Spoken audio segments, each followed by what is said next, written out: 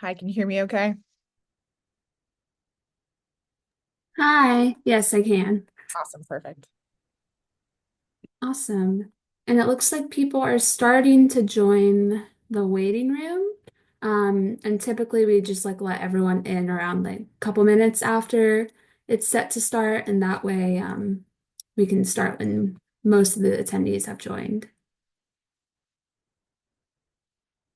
And then for the introduction, I was just going to introduce you and kind of like a summary of what the presentation would be, and then let you take it over from there. I think you're muted. I said perfect. Sounds good to me. Awesome. Great. Yep. And then for like the however time is left at the end for Q&A, do you see the Q&A box on the bottom? I do. Yeah, so that's where people will be asking questions. If they're more like consortium related, like how long, or like something that I can answer as a coordinator, I'll just type in answers Okay. and answer them that way. But other than that, you can just kind of look through them and pick whichever answers you feel most comfortable answering. Sounds good to me. Great. Awesome. So then, yeah, we can just wait and chill until more people have come in. Sounds good.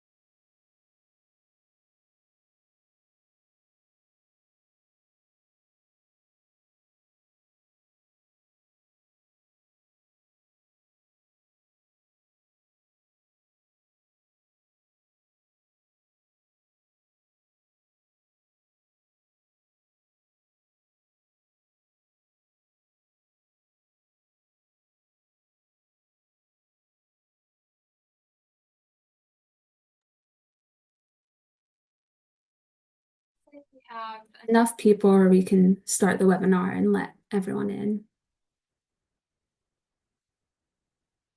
Sounds good.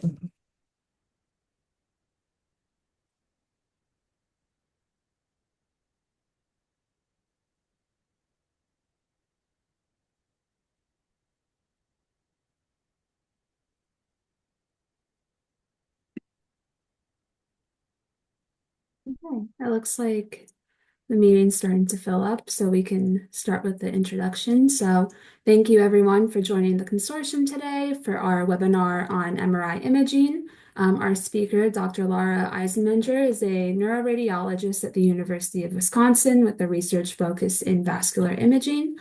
She'll be presenting today on what an MRI is and what it entails, what methods we use specifically for the CADASIL Consortium study, and future implementations of advanced vascular imaging.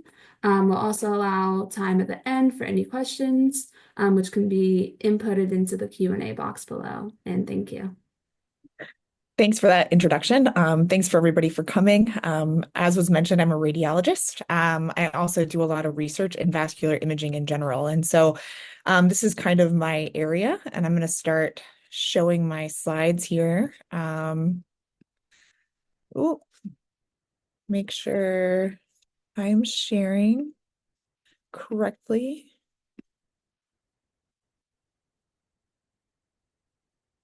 All right. And just so everybody knows, I tend to like to do these lectures actually in person if I can. Unfortunately, because this is an across the country study, that's not really possible. But I will sometimes do some hand motions to try to explain things a little bit more in depth. And I definitely welcome all of your questions at the end.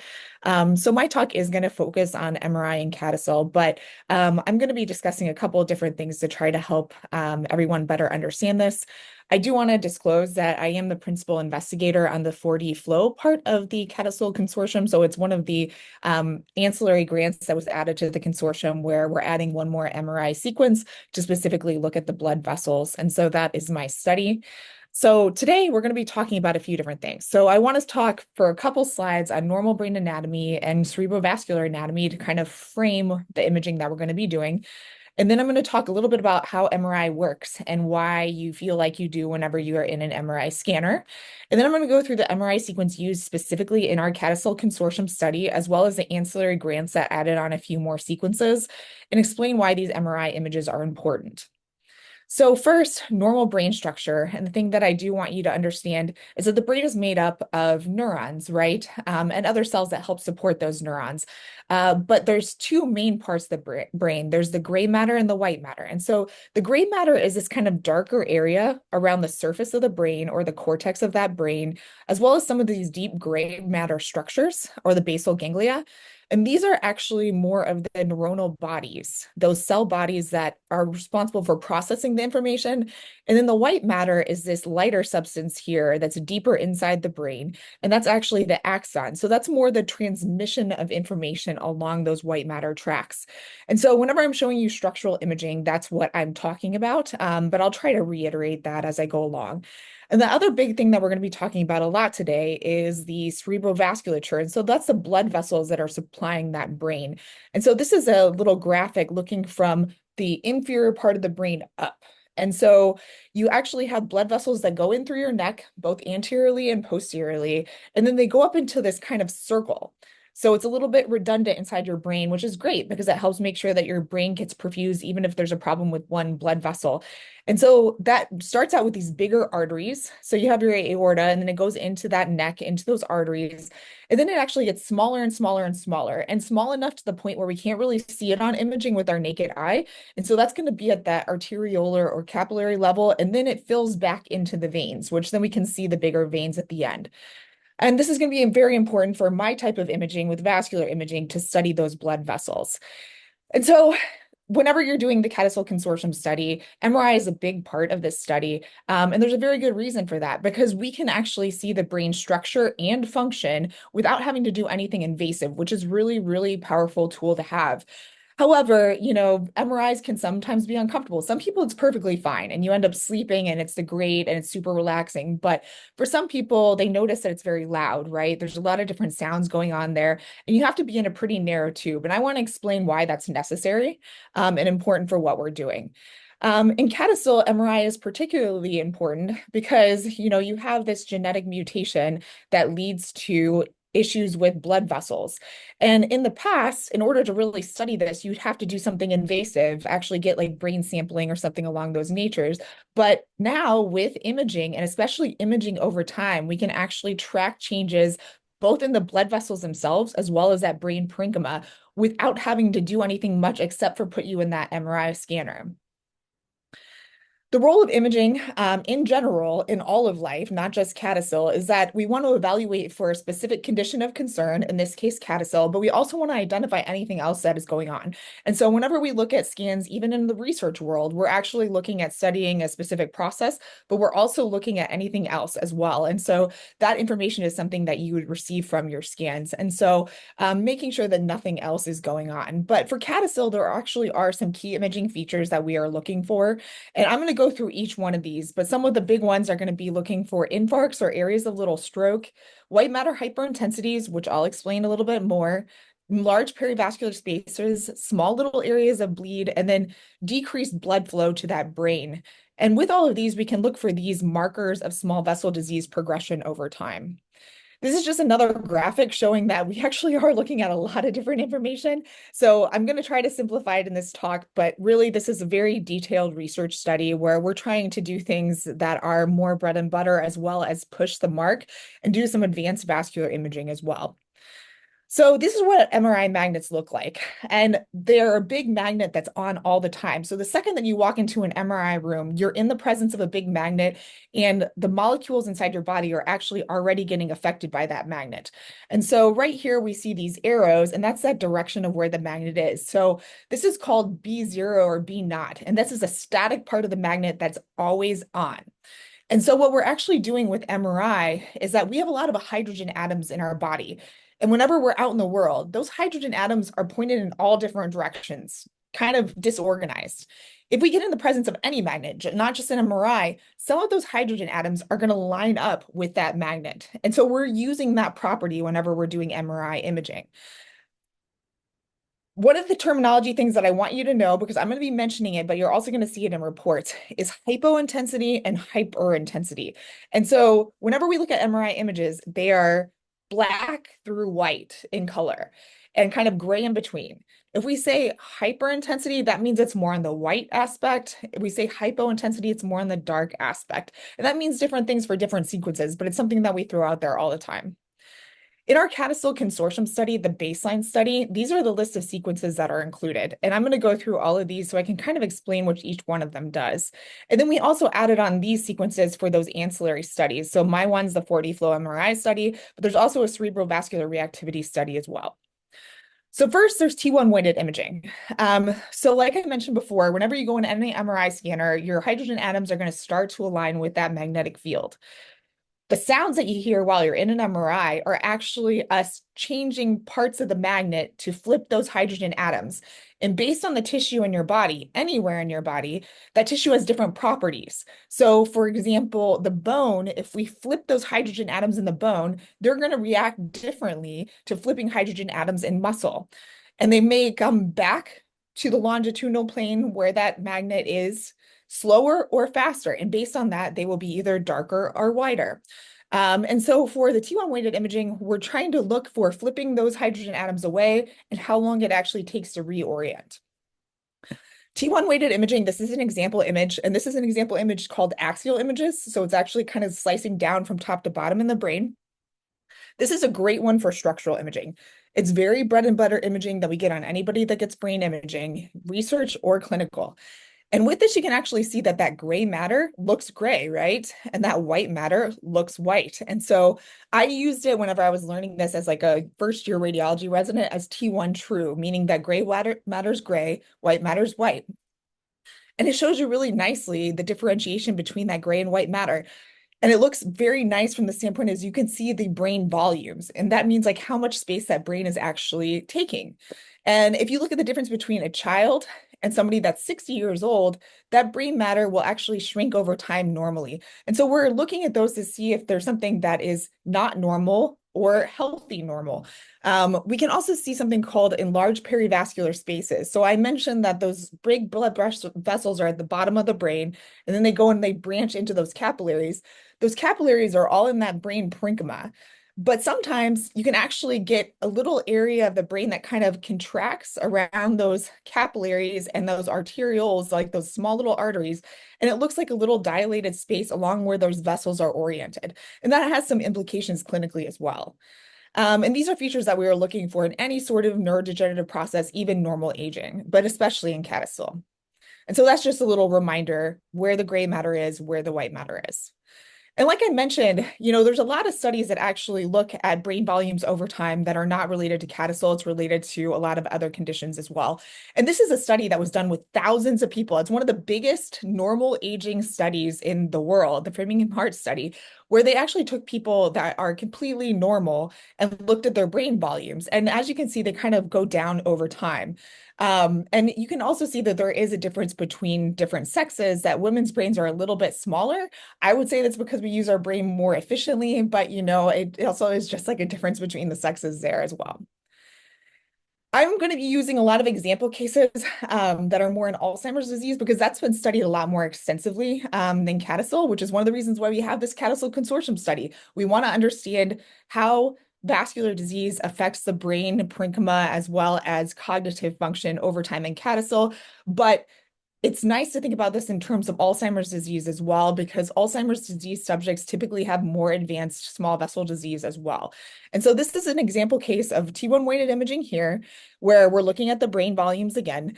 And here we can see that the brain kind of melted away along this medial part of the brain right here. And so this is called the temporal lobe. And this is a common area for brain loss in Alzheimer's disease, not CADASIL specifically, but Alzheimer's disease.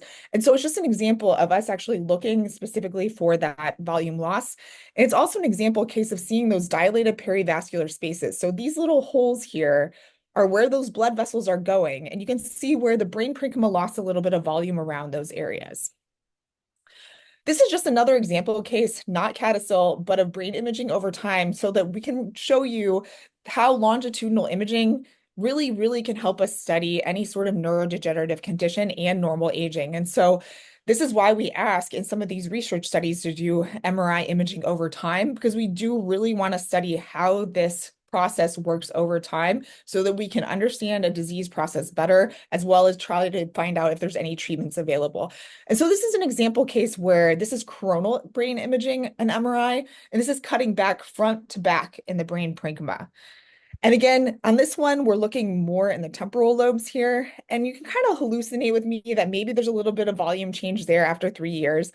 But same subject, and you can see that over time, you can really start to see where volume loss occurs. So again, it's really important in these longitudinal studies to do brain imaging consistently over time.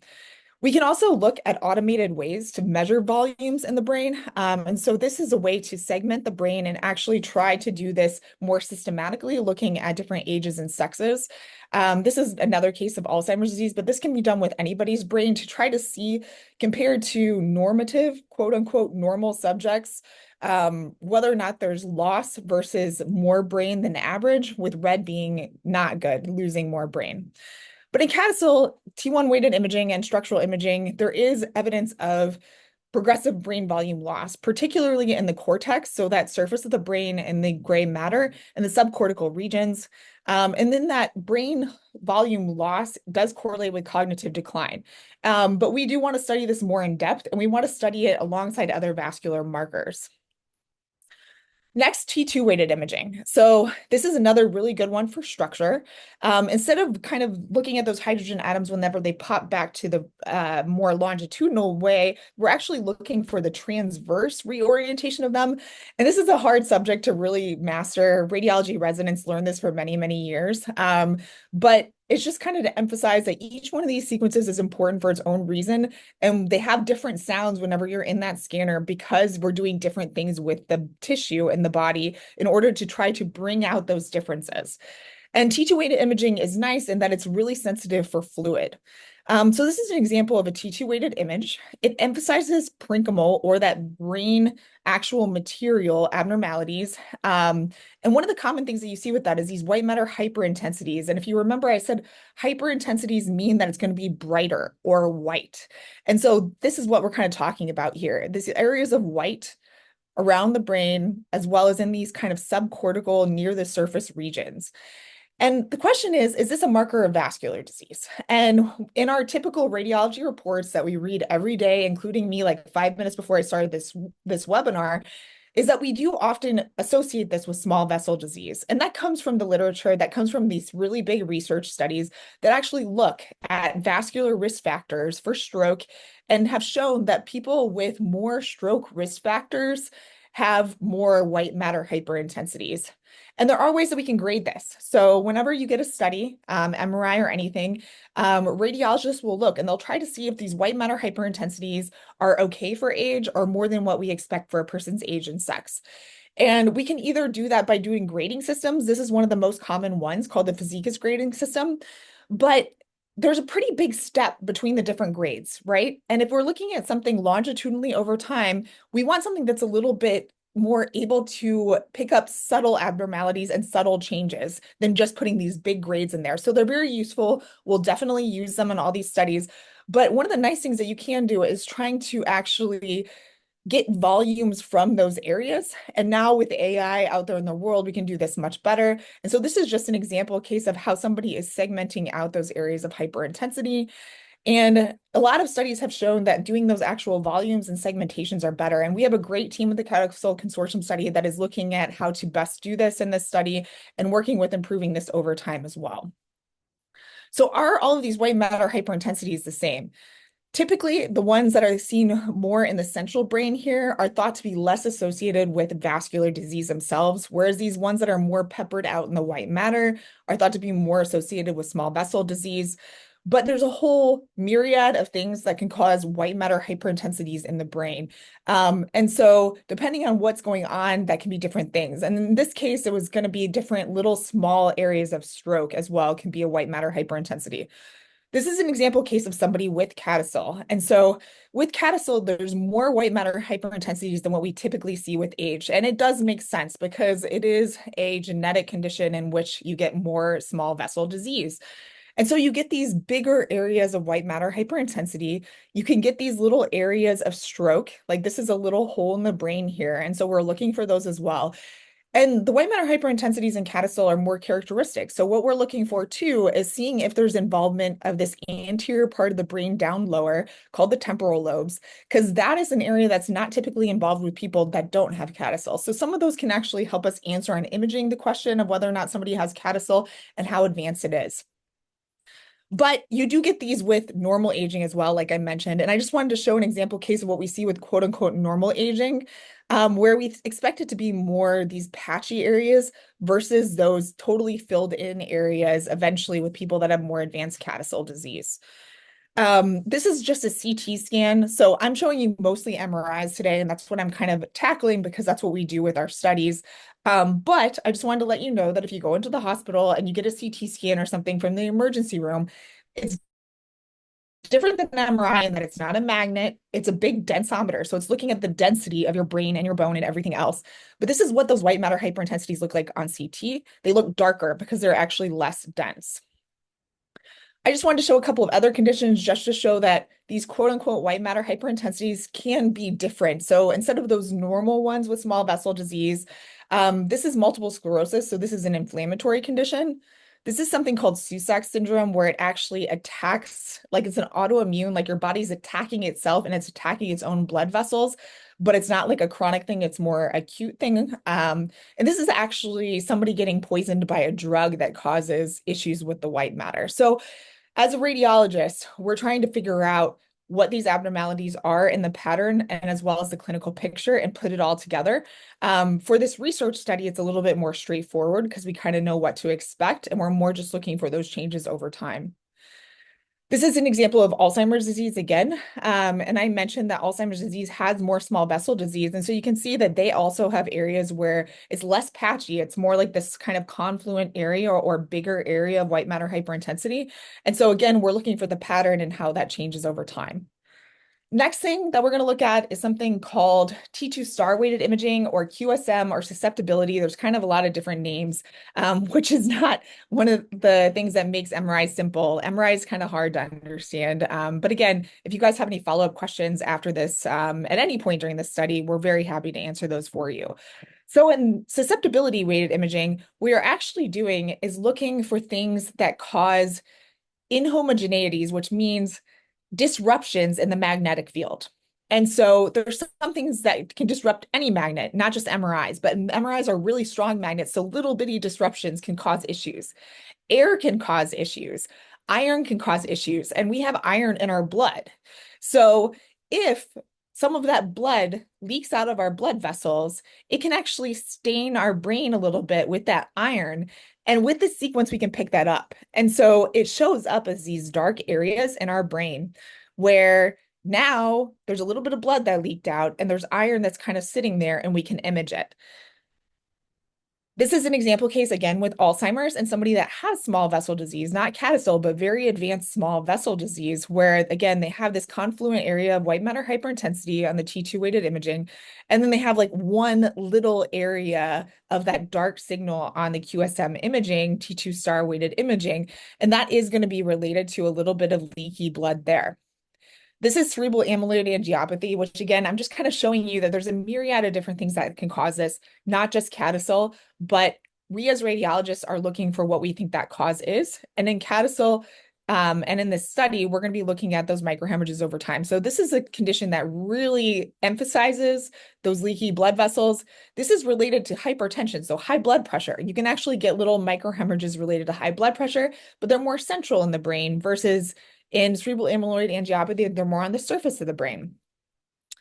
This is related to radiation. So somebody had a cancer where they actually got radiation and it led to leaky blood vessels. And you can see where there's almost a direct line on that film to show that.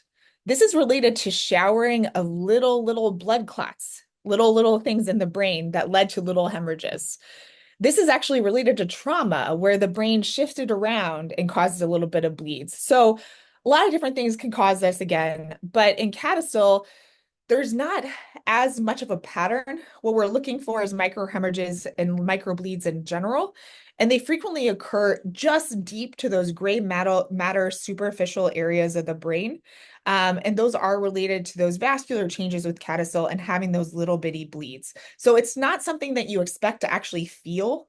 It's not something that you're going to know happened, but it's something that on imaging we can see, and that is a marker for us that maybe that vascular disease is getting worse. So again, very important to image over time so we can see if those changes do occur. As mentioned, they do occur in Alzheimer's disease as well as other vascular dimensions as well. Next, we do diffusion weighted or diffuser tensor imaging. So this is a very interesting imaging method where it actually looks at water in your brain and how that water is able to diffuse. And so we have water in all of our cells. And as I already mentioned, those cells in the brain actually have really long axons or ways that they communicate. And that water is dispersed in a really organized manner if your neurons are intact. And so this is an image showing those beautiful neurons throughout the brain and all those tracks that are relaying information and are why we are who we are. But if we start losing those neurons and having more disruption and degeneration in our brains, we actually can lose some of those tracks and we can measure that change in that orientation of the water and how it diffuses. And from that, we can get a lot of information. And so we can actually map those brain tracks based on imaging that just with MRI, which is super exciting and interesting. And is really sensitive to actually seeing that degeneration of any sort of brain parenchyma very early. And some of those measures that you may see in a report, and which is why I'm introducing them, is something called fractional anisotropy and mean diffusivity. But it really boils down to it's those changes in the neurons that lead to that change in diffusion of water. And so sounds really fancy, and it is, but to simplify it, those changes are related to neuronal, like the actual neurons being broken down in those tracks. So there are going to be disruption of those white matter tracks in CADASIL. And so that's what we're going to look for on the DTI imaging. And so we're going to look at that fractional anisotropy and that mean diffusivity to reveal those little small structural changes in the brain parenchyma. And then we're going to look at that over time to look at those changes. This has, again, been studied very extensively in other neurodegenerative conditions like Alzheimer's. But in CADASIL, we would love to understand this much, much more and how this relates to the vascular disease. Next thing I'm going to talk about is functional MRI. So this is a technique that is based on cortical activity. So think about it this way. If I decide that I'm going to move my right hand, that part of my brain that's controlling my right hand is going to be working just like a muscle, and it's going to require more blood flow and it's going to require more sugar. And so with that, that part of my brain is going to get more blood flow and things are going to change to get it there. And functional MRI really measures this. And so there's two kinds of functional MRI, or two main kinds. There's ones where we actually do a stimuli and we tell people to do something. So for example, if we want to light up where the speech center is, we're going to tell people to talk, things like that. Whereas there's also something called resting state functional MRI, where we tell people don't do anything and you just lay there and it's based on the blood flow in your brain whenever you're resting. But even with that, it really tells us a lot of information about your brain and brain function, just relaxing, sitting there, and where the blood flow goes and where your brain needs sugar, because the more neurons that you have functioning well, the more sugar you're going to require. So these are kind of what those images look like. In this case, it's kind of lighting up that posterior area of the brain. And so this is where vision is. And so this was somebody that was getting a visual stimulus, and where that brain needs more glucose and more blood flow is that area of the posterior brain. This is a example case of resting state MRI, and it actually shows healthy older adults and Alzheimer's disease and kind of in between. And it shows that that brain activity goes down whenever you're losing those neurons. And so that's what we're studying as well as in the CADASIL population too.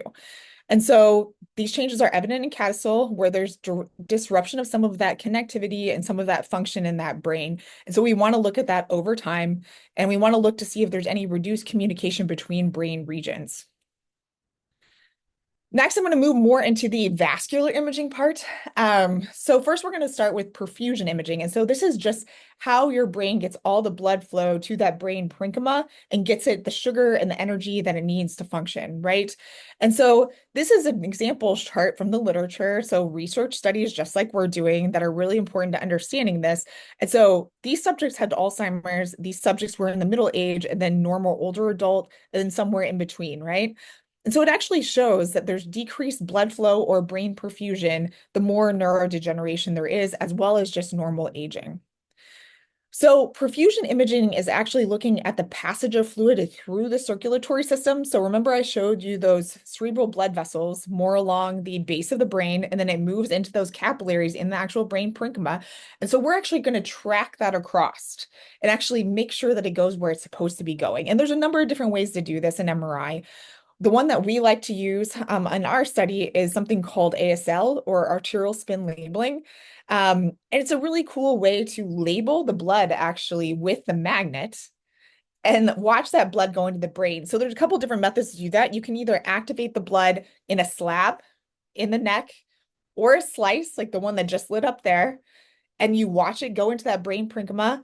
Or else there's the last one where you actually target blood in the brain parenchyma based on its motion and how fast it's going. And so this is an example of this, where you can actually see that the brighter areas are in that gray matter, which makes sense. That's the cell bodies. That's where it needs the most blood flow and the most glucose to function. And so that lights up, and then you're looking to see if that has less perfusion, if there's something going on. And so this is another example case of Alzheimer's disease, where we're looking again at the brain parenchyma. There's some of those white matter hyperintensities that we were talking about earlier. And this is, as you can probably see, a less beautiful version. We had the ASL imaging here in somebody that was much younger. This is somebody that's older that has neurodegeneration. And there's these areas where they're not getting good perfusion to that cortex. And so that's what we're looking for with any sort of brain degeneration over time, that the brain's not getting perfused as well. So in perfusion and CADASIL, there's impaired cerebral blood flow, and that's due to that degeneration of the smooth muscle cells, which we expect with the mutation present. So that can lead to essentially not getting enough blood to that brain parenchyma over time, and that can lead to that development of white matter hyperintensities, as well as getting small little strokes called lacunar infarcts. And so this is common from the standpoint of like you can see it in small vessel disease, vascular dementias as well. But CADASIL is so important in that the genetic mutation leads to an isolated small vessel disease. And so studying that and understanding that better will help us better deal with CADASIL, but also really understanding a lot of small vessel disease in every person in the world as well, which is so valuable. Then there's 4D flow MR, and I can tell you that I'm a little biased because this is my study and I think it's awesome. But this is a little bit more cutting edge. And we've been doing this in Alzheimer's subjects for about 10 years and have a lot of studies on this in Alzheimer's disease, but we have not done this in CADASIL yet. So we did a small little pilot study before my grant was funded. But this is a method where you actually look at the blood flow itself and you get a speed of that blood flow as well as a vector, which means like an angle, a direction. And with those two pieces of information, you can do a lot of very fancy calculations, which allow you to actually look at stress on the blood vessel wall related to blood flow. It allows you to look at pulsatility within that blood vessel. So if you think about your heart contracting, you actually have a lot of pulsatility in all your blood vessels. That's why you can feel your heart beating, right? But that gets transmitted up into the blood vessels of your brain. And so we can look at that pulsatility. And as blood vessels get diseased, that blood flow actually becomes more pulsatile because it's like something pulsing in more of a hard pipe versus something that's expandable. You can also do a lot of other measurements that I'm going to talk about in a second, but we have an awesome research team that has done a lot of work in how to analyze this. So we have an automated segmentation tool that can really help us do a lot of these calculations. Um, and we can get the blood velocity through the blood vessels without doing anything invasive whatsoever. And we can look at that over time, as well as the brain perfusion. And then we can do something called pulsatility index. And so that again is looking at that pulsatile flow within those blood vessels. And if the blood vessels have more disease and more stiffening, that pulsatility goes up. But it's a little bit of an indirect measure because we measure those in the bigger blood vessels of the brain, but it also is impacted by the small vessels and how stiff they are as well. So with that, people with normal aging, they get more pulsatile flow and decreased blood flow over time. And then with more neurodegenerative conditions with small vessel disease, again, more pulsatile and less blood flow. This is what we're measuring in our 4D flow MR study part of CADASIL in this CADASIL consortium. So we're really focusing on something called pulse wave velocity. So whenever your heart contracts and you send blood up through those blood vessels into the brain, you can kind of picture where if you have a nice contractible blood vessel, that blood moves up and it kind of squeezes forward. And so if your blood vessels are very elastic, it'll move slower. If they're very stiff, just like sound moving through a solid versus air, it goes faster. And so we can actually measure that velocity at two time points in the blood vessel and tell how stiff the blood vessel is. And so looking at those more proximal blood vessels in Alzheimer's disease, they become more stiff compared to normal aging adults. This is also even in people that have risk factors for Alzheimer's disease. So in CADASIL, where we actually have a mutation that's causing vascular disease, this is a really, really advanced way to measure small vascular changes over time and that little bit of stiffening that can occur with CADASIL and really monitor how the blood vessel changes are then impacting brain function and brain structural changes. And then one of the other things that we are definitely looking at in our 4D flow MR study too is we actually want to study the changes even in the small little arteriolar and like the capillary level. And so again, we can actually track that pulse wave from the arterial side all the way through the venous side of the brain. And so it's passing through those capillaries. And again, based on how quickly that occurs, we can actually measure how much those vessels, small vessels, are stiffening. And so with that, we can really study big blood vessel changes in CADASIL as well as small blood vessel changes in CADASIL. And this is really outstanding because it's a direct measure of those vascular changes without doing anything invasive except for sticking you in an MRI, which is loud, but very, very valuable information. And then the last really big one I want to talk about is cerebrovascular reactivity. This is another add-on study to the CADASIL Consortium study, but a really, really important one.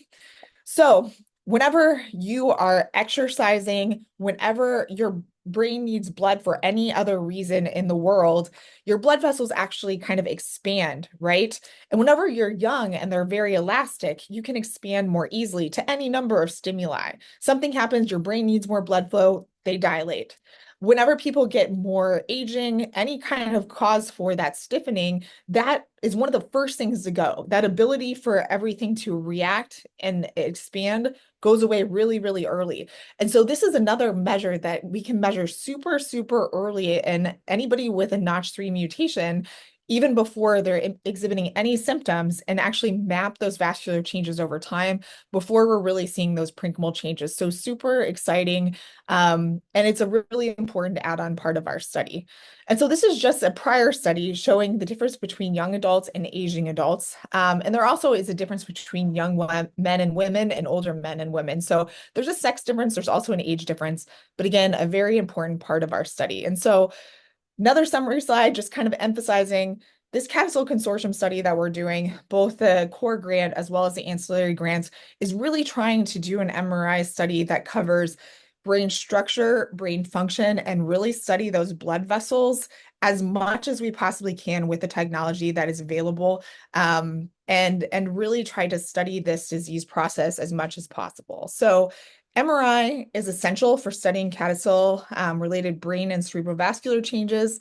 With MRI, we can study that brain structure and function as well as vascular structure and function, and this can really, really help us understand CADASIL overall. So I appreciate you coming for my talk. I know that's kind of like a super whirlwind approach to this. So I will look at the Q&A now if I can. Um, and let's see. Does metal in the mouth affect an MRI scan? Yeah, it does actually. So there can be a couple of things for metal in the mouth, right? If somebody has a filling in their teeth, we see that all the time. And I even mentioned like the one scan that has to do with looking at bleeding, those little micro bleeds. We're actually looking for areas where it disrupts the magnetic field. So it makes perfect sense that having something hard in your teeth is going to cause some distortion of that magnetic field. Luckily, a lot of that is lower down and your brain's higher up. So usually it's totally fine just from normal dental disease. But if somebody has braces where there's tons of metal, it actually becomes a problem. So usually that's something where you'd wait until those braces are removed for that in order to get that scan. We can get some information, but it makes it a lot harder. Let's see. One of the questions was, does multiple sclerosis brain look similar to CADASIL brain on an MRI scan? And is this why CADASIL is often misdiagnosed as MS? Similar, but not. So both conditions have a lot of those things called white matter hyperintensities, but the pattern is different. For multiple sclerosis, we actually expect more of those white matter hyperintensities to have an orientation that is vertical in the brain. Whereas CADASIL, it's more diffuse and more in the anterior temporal lobes. So it can get misdiagnosed, especially if it's something early on. Early CADASIL, early MS. We're not perfect from a radiology perspective. You hope that your radiologist is an expert in these conditions, and we try our best to do so. But it can happen that people are misdiagnosed. But there is a different pattern to it, and eventually people will get it right and kind of differentiate. But like as I mentioned, white matter hypertensities can have a lot of different patterns and have a lot of different sources. All right. Are certain MRI sequences better in detecting brain changes specific to CADASIL than others? Yeah, and I kind of went through those. So each sequence has a different purpose, right? I think one of the most important ones is the T2 weighted structural imaging because it shows those white matter hyperintensities really, really well in the pattern that we expect to see with CADASIL. Um, I think that the susceptibility weighted imaging, where you're looking for those microbleeds, is very, very important as well. You want something where you can get brain volume. So I kind of went through all of them. Every single scan that we include in the CADASIL Consortium has a very specific purpose for CADASIL and studying it. I think from a clinical standpoint, whenever you're going to the hospital, probably T2 weighted imaging is the most important. But again, even whenever you go to the hospital or you're at a primary care physician's office and you get an MRI, you're not getting just one MRI sequence. You're actually getting a number of them. You just are likely not getting all of these. You're kind of getting maybe 3 or 4 of these that I mentioned. Um, are you able to detect a TIA on MRI? If not, can you detect multiple TIAs within a short period? So, TIA stands for a traumatic ischemic event. So, like for or transient ischemic attack, sorry. So, that's a fancy way of saying that somebody has a neurologic abnormality that comes and it goes away within 24 hours. So, it's transient and that it doesn't last, right? Happens in less than 24 hours and goes away. So TIAs can be a real stroke, in which case we will see it on the MRI. Real stroke meaning that you can actually see a structural area where blood, like actual cells died. Those we will see. However, some transient ischemic events actually meant that there was abnormal blood flow to a brain region that went away and no cells died. So if that is the case where no cells actually died from something that happened for a short period of time, then we won't see it on imaging. So TIAs, some of them we'll see on imaging, some of them we won't. It just depends if it actually led to cell death. Um, what is the difference between CT and MRI? Also, awesome question. So MRI is a type of imaging that has to do with a magnet, and we're working with the magnetic fields of the body. And so we are actually manipulating the body, the blood cells, or sorry, the hydrogen in the cells in order to get the brain imaging. Or imaging anywhere in the body. So we're actually using magnetic field and there's no radiation. CT is actually shooting photons through the body. So it is radiation. It's pretty low dose now, honestly. Like it's not something that I would worry about. Like if I came into the hospital and I needed a CT, totally safe, it's fine. But what it essentially is it's just looking at body density. So you're shooting those photons through, and based on how dense something is in your body, that is how it will appear. So the denser things will appear whiter, the less dense things will appear darker. And so it's kind of we joke about it in radiology where we say it's a big densometer. It just tells you body density, whereas MRI tells you tissue properties. So it's actually looking at the water content of tissues, the actual chemical makeup of tissues. So MRI is still considered more advanced imaging than CT, whereas CT is just looking at the density of the tissues. Um, if you have diabetes and CADASIL, can this affect how the MRI is read by the radiologist?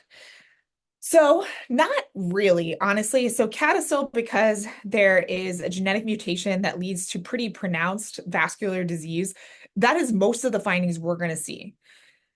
However, the one caveat would be that people with diabetes have more vascular disease from the diabetes standpoint as well. It affects the medium and small vessels in the body, including in the brain. So people with diabetes will sometimes have more of those white matter hyperintensities that are quote unquote normal with normal aging. And so are more small vessel disease in and of themselves. But usually the mutation in the vascular disease related to CADASIL will cause so much changes in the brain itself that you're not going to notice a difference between somebody with CADASIL and diabetes with somebody in CADASIL that doesn't have diabetes. Um, Still medically, you're going to obviously treat the diabetes very aggressively. You want to take care of things that you can affect and help those blood vessels still function better. So you still want to treat it. We still will like image for it. But more of the time, the CADASIL is the predominantly leading thing. Um, is there a recommended frequency of repeating MRIs for clinical care with a provider for CADASIL?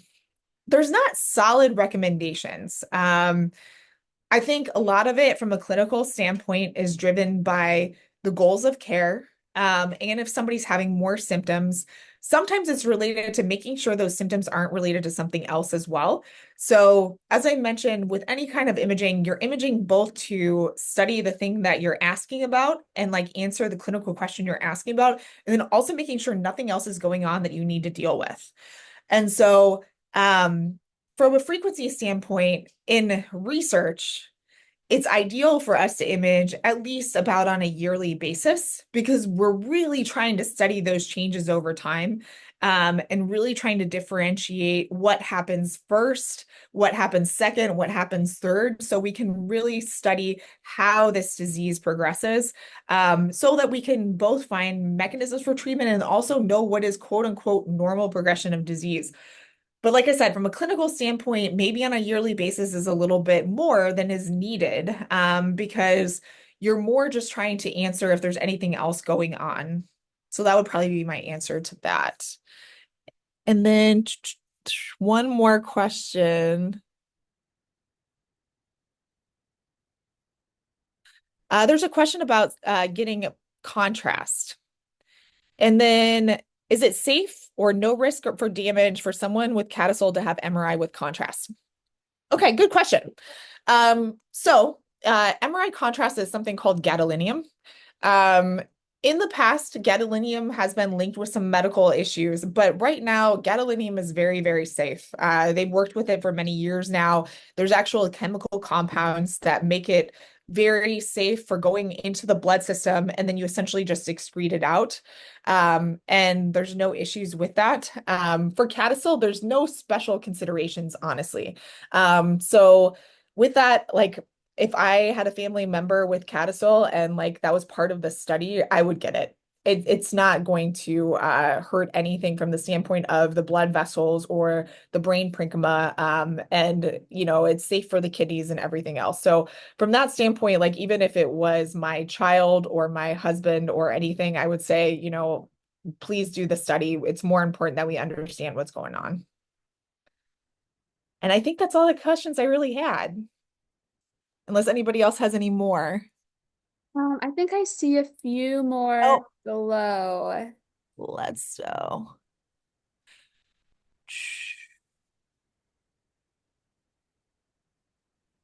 There was a question about, have you observed anything particularly unexpected in the MRI from the CADASIL Consortium study? Um, I guess that's a hard question. Like, we are seeing a lot of the things that we expect to see. There's nothing that is too strikingly crazy yet, but I would have to say that, like, for example, some of the more cutting edge imaging, like the diffusion tensor imaging, functional MRI, the 4D flow, and cerebrovascular reactivity, we're just starting to get a lot of that data. And that's the one that, like, we don't know fully what to expect. We think based on the genetic mutation that, the small vessels should be the most affected versus the bigger vessels by the base of the brain. But we need to confirm that. And so that is going to be a really, really interesting part of this study, and something that I really look forward to reporting back and having more information about. We just don't quite have the numbers yet on that one. Um, and then also, the team is working very, very hard at getting systems to look at the small changes over time, more accurately. And so we'll have more information on that as the study keeps on going. Um, if you have to take sedatives for the MRI, can this change the images? Awesome question. For sedatives, think about it this way, I guess. Say that you have anxiety, you're nervous about something, and your heart rate goes up, your blood pressure goes up, everything like that. So your blood flow does change. However, your brain parenchyma doesn't change. So there's some things like the more structural imaging, like the T1 weighted, T2 weighted imaging, that shouldn't change at all. Should not change structural imaging. Some of the things like the 4D flow MRI, potentially, that could actually calm down that blood flow a little bit. But some of those MRI measures, even the 4D flow MRI measures, shouldn't change. Like pulse wave velocity, the stiffness of the blood vessel doesn't change based on even your blood pressure. So some of those things are very constant, which is why we chose those markers to study. So we do take that into account. There's also very interesting research on, what time of day you're imaging, if somebody had a big cup of coffee with imaging. But a lot of it stays the same. However, it's one of those things where, like I mentioned, not everybody loves MRIs. They are loud. They're loud for a reason, but they are loud. So if there's a necessity for a sedative, you know, please do it. If you can do it without it, that's awesome too. But we do want everybody to be as comfortable as possible. Um, what would you say as a radiologist, the biggest difference for a CADASIL brain versus other dementia brains on a scan? Great question. So each different type of dementia usually has a different pattern of volume loss. For Alzheimer's disease, it's a lot more in the temporal lobe, so the sides of the brain and kind of anterior part of the brain, as well as the parietal lobes, which is kind of posterior brain here. There's other types of dementia that involve the frontal lobes. For CADASIL, it's more diffuse volume loss. I would say that one of the more characteristic things is the pattern of the white matter hyperintensities on the T2 rated imaging. So it's pretty rare for the white matter hyperintensities to be in the anterior temporal lobes, like I showed. That's pretty specific to CADASIL. So that's one of the things clinically, like say, people in this study know that they have the mutation a lot of times, but out there in the world, if somebody's just getting diagnosed and some family doesn't know about it, that's what I'm looking for. Those anterior temporal lobe involvement is probably the most characteristic thing. Um, is there any pros and cons to getting an MRI with contrast versus a standard MRI? It kind of depends what we're in reference to. Some questions clinically, and this is taking it out of CADASIL, but some questions clinically, you don't need contrast. Say if I'm somebody that comes in with a headache and I'm getting an MRI for my headaches, a lot of times you don't need the contrast. You're going to see something like, for example, if there is some structural abnormality that's causing that headaches, we're usually going to see it without the contrast. However, contrast will show you more abnormalities. So if there's a higher level of suspicion, we're really concerned that something's going on, getting contrast is always a good thing. It shows us more. If the level of suspicion is lower, without contrast is usually okay. As a radiologist, I'm a little, like I said, biased. I love contrast because it makes sure that I'm not missing anything that could only be seen with contrast. For something like the CADASIL Consortium study, for example, my 4D flow Meyer sequence, I can do it without contrast. It still does really, really well. But if I use contrast with that vascular imaging, it gives me more signal because that contrast, essentially what it does is it works better with that magnet and looking at that tissue. So it just makes my signal that I'm seeing better and stronger. So I do like it. I think that there's a lot of pros. The cons is mostly, in order to get the contrast, you have to get an IV, which, you don't want to, like IVs are obviously very, very safe, but sometimes if you can get away with not getting it, fine as well. And I kind of already talked about, like there's really not any big risk factors with getting contrast overall. If you have any allergies to anything, you should report it, but contrast allergies are pretty low from a standpoint of gadolinium. Um,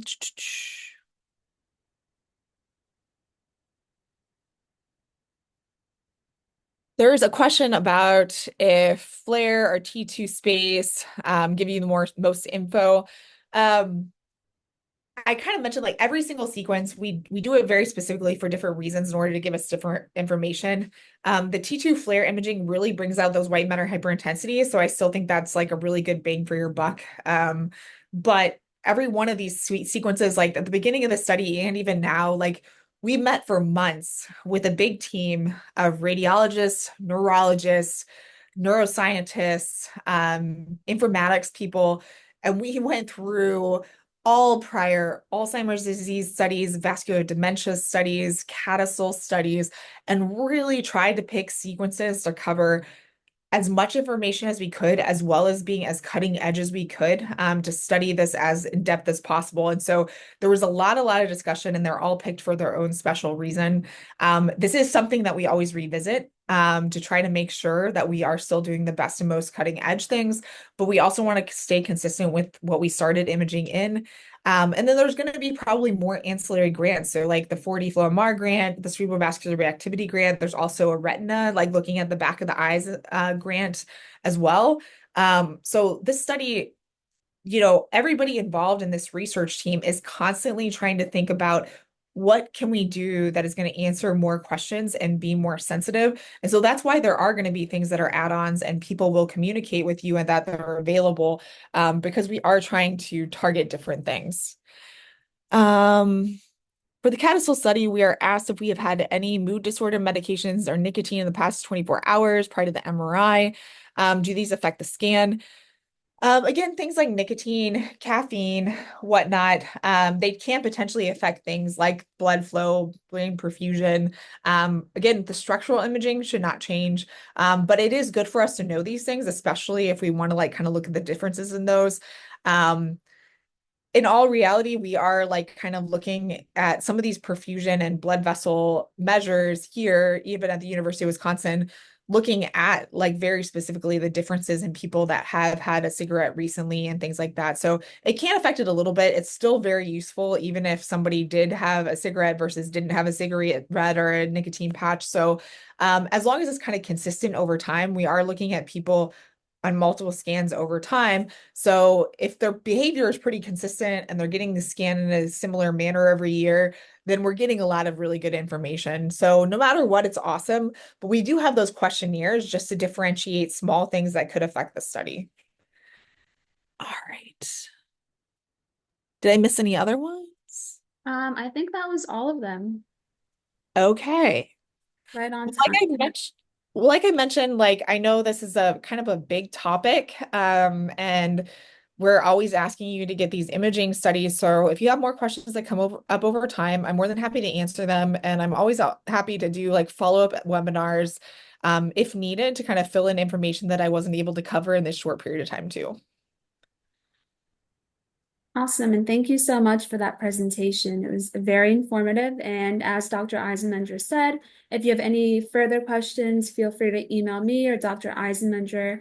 I'll include her email in my follow-up email. And yeah, thank you again, everyone, for joining today. Thank you.